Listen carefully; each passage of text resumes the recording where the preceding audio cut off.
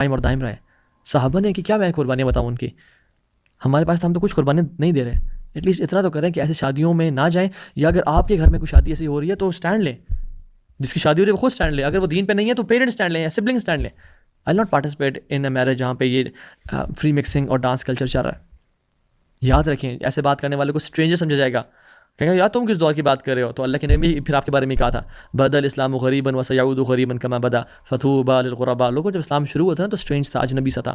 ایک دور ایسا آئے گا کہ جس میں اسلام اجنبی ہو جائے گا, تو اجنبی بن کے رہنا. فطوبی للغرباء, واللہ سلام ہے, مبارکباد ہے, ان کا ہاتھ چومنے کا دل چاہتا ہے جو اپنی شادیوں پہ اسٹینڈ لیتے ہیں, جن کے پیرنٹس اپنی اولاد کی آخرت کی پرواہ کرتے ہوئے ان کی شادیوں میں اسٹینڈ لیتے ہیں کہ پتر آئی لو یو سو مچ, یہ میرے جو ہے نا یہ میری محبت کا تقاضا نہیں کہ تجھے میں جہنم میں جاتے ہوئے دیکھوں. کیا ہمارے لیے پاسبل ہے کہ ہمارے گھر میں آگ لگ جائے اور ہماری والدہ نے ہیڈ فونس پہ اگر وہ قرآن بھی سن رہی ہیں اور کوکنگ کر رہی ہیں اور ہم 2-4 دفعہ آواز لگائیں کہ ماں جی گھر کمرے سے نکل آئیں, آگ لگ گئی ہے, اور وہ نہ نکلے تو ہم ماں جی کو چھوڑ کے آ جائیں؟ ہم کبھی ایسا کر سکتے ہیں؟ ہم بلکہ ان کو پکڑیں گے, کھینچیں گے, وہ حیران ہوئی کیوں, کیا کر رہے ہو, بتائیں گے آگ لگی ہوئی بس چھوڑیں, اٹھا کھینچ کے لے کے آئیں گے. تو جب ہم اس دنیا کی آگ کی ہم پرواہ کر رہے ہیں اور ان کو بچا رہے ہیں اس آگ سے, تو ہمیں نار جہنم اشد حرا, یاد رکھیں جہنم کی جو آگ ہے نا وہ زیادہ گرم ہے.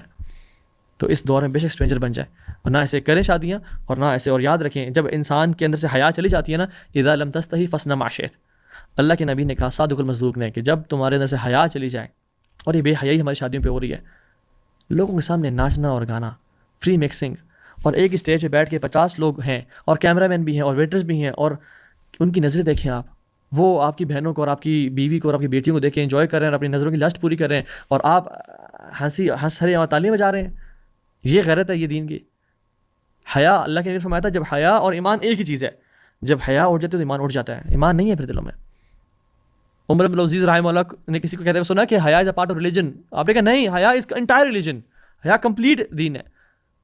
تو اذا لم تستحی فاصنع ما شئت, اللہ کے نبی نے کہا جب تمہارے اندر حیا نہ رہنا پھر جو کرنا کرو, پھر تم شوتر بے مہار ہو. غصہ ہے اس کی جو نفرت ہے لوگوں کے دلوں میں وہ پھیلا دی جاتی ہے. سو کہنے کا مطلب یہ ہے کہ ہم کبھی بھی لوگوں کو خوش نہیں کر سکتے, ہم کبھی بھی لوگوں کو سیٹسفائی نہیں کر سکتے. اصل بات ہے کہ ہم نے رب کو سیٹسفائی کرنا ہے, اور جب اللہ راضی ہے تو پھر لوگ بھی راضی ہو جائیں گے.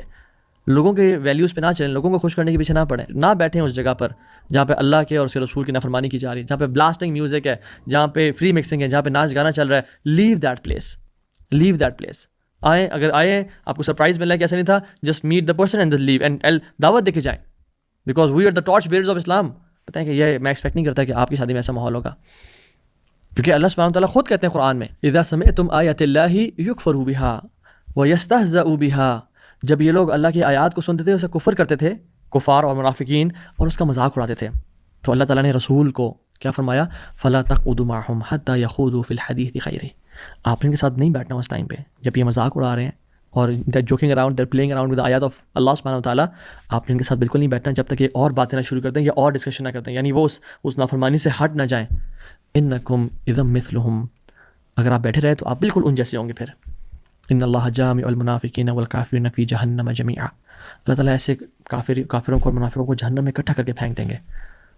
تو اس سے ہمیں سمجھ کے آتی ہے کہ جب جس شادی پہ اللہ کی نافرمانی چل رہی ہو, بے شک آپ کو دل سے برا بھی لگ رہا ہے, بے شک آپ کو کراہیت محسوس ہو رہی ہے, جب آپ وہاں پہ بیٹھے ہوئے ہیں, انکم اذا مثلہم, آپ بالکل ان جیسے ہیں.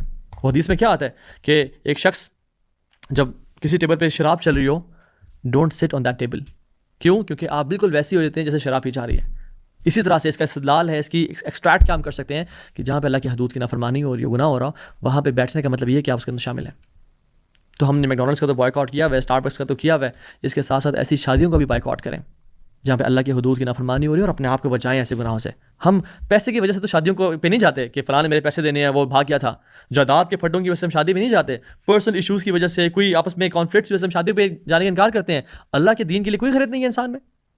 اللہ کے دین کے لیے ہمارے اندر الحب للہ والبغض للہ, اللہ کے دین کے بارے میں ہمارے دل میں کوئی غیرت نہیں ہے کہ ہم اللہ کے دین کے لیے کسی باتوں کا انکار کریں, کچھ انویٹیشنز کا انکار کریں. یعنی اللہ کا دین اتنا مغلوب اور اتنا ہمارے دل میں کم ہو چکا ہے.